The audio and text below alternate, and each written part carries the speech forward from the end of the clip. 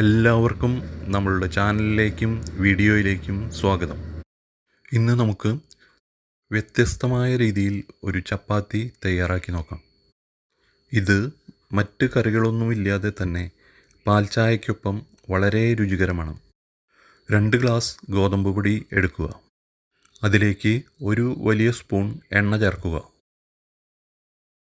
ഇനി ഇതിലേക്ക് 1/2 ടീസ്പൂൺ മുളക് പൊടി ചേർക്കുക.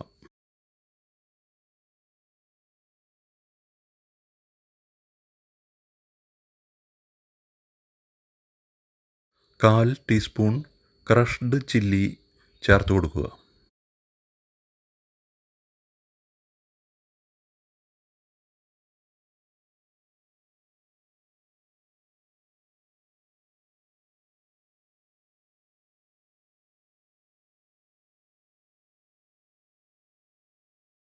ഇനി ആവശ്യത്തിന് ഉപ്പ് ചേർക്കുക. സ്പൂൺ ഉപയോഗിച്ച് നന്നായി ഇളക്കി ചേർക്കുക.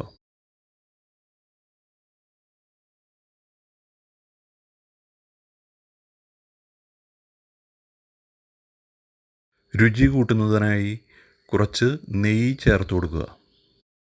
ഏകദേശം 1/4 ടീസ്പൂൺ നെയ്യ് ഒഴിച്ചു കൊടുത്താൽ മതിയാവും.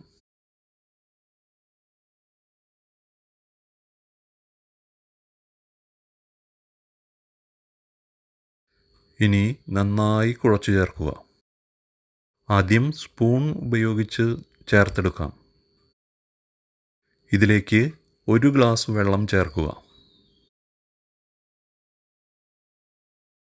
ആദ്യം ഇതിൽ 1/2 ഗ്ലാസ് വെള്ളം ഒഴിക്കുക.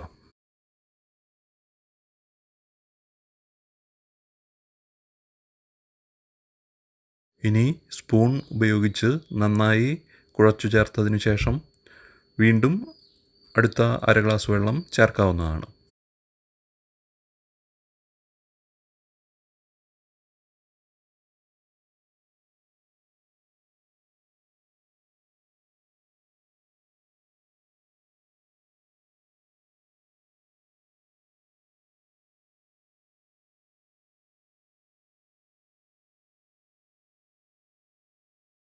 ഇനി നമുക്ക് കൈ ഉപയോഗിച്ച് മാവ് നന്നായി കുഴച്ചെടുക്കാം.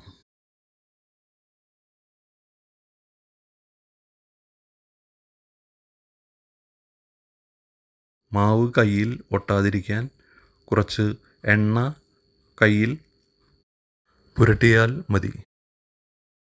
ഇനി നന്നായി കുഴച്ചെടുക്കണം. കുഴച്ചെടുത്ത മാവ് അരമണിക്കൂറെങ്കിലും ഒരു പാത്രം കൊണ്ട് അടച്ചു വയ്ക്കുക.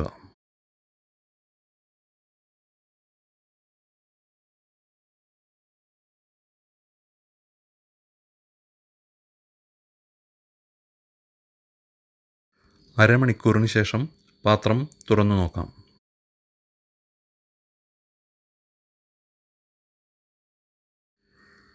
ഇനി നമുക്ക് ഈ മാവിനെ ഉരുളകളാക്കി ഉരുട്ടിയെടുക്കാം. അതിനുശേഷം ചപ്പാത്തിപ്പലകയിൽ ഗോതമ്പ് പൊടി തൂകി ഓരോ ഉരുളയും പരത്തി എടുക്കാം. നമ്മൾ ഉപയോഗിച്ച മാവിൻ്റെ അളവ് അനുസരിച്ച് ഏകദേശം 14-15 ഉരുളകൾ തയ്യാറാക്കാവുന്നതാണ്.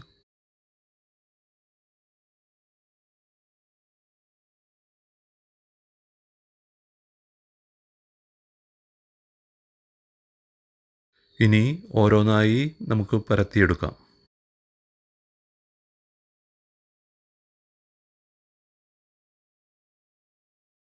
ഞാൻ ചപ്പാത്തി പരത്തിയാൽ ഷെയ്പ്പായി ഒന്നും കിട്ടാറില്ല. കൃത്യം വട്ടത്തിൽ കിട്ടണമെങ്കിൽ ഒരു പാത്രം ഉപയോഗിച്ച് കട്ട് ചെയ്തെടുക്കാവുന്നതാണ്. ഞാൻ ഇപ്പോൾ അങ്ങനെ ചെയ്യുന്നില്ല. പരത്തി കഴിഞ്ഞാൽ ഇനി ഓരോന്നായി ചുട്ടെടുക്കാം. ഒരു ഇരുമ്പ് പാത്രം ചൂടാക്കി അതിലാണ് ചപ്പാത്തി ചുട്ടെടുക്കുന്നത്. മീഡിയം തീയിൽ ചപ്പാത്തി തിരിച്ചും മറിച്ചുമിട്ട് നന്നായി മൊരിച്ചെടുക്കാം. ചപ്പാത്തി ചുട്ട് എനിക്ക് പരിചയമൊന്നുമില്ല. അതുകൊണ്ട് തന്നെ ചട്ടിയിൽ ഇട്ട് കൊടുക്കുമ്പോൾ ചുളുങ്ങിപ്പോകുന്നുണ്ട്. അത് കുഴപ്പമില്ല. നിങ്ങൾ കൃത്യമായി വേവിച്ച് മൊരിച്ചെടുത്താൽ മതി.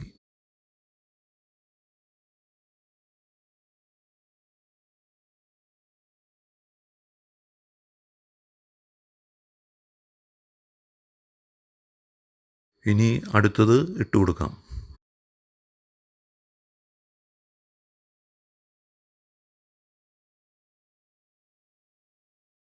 മറിച്ചും തിരിച്ചുമിട്ട് നന്നായി മൊരിച്ചെടുക്കുക.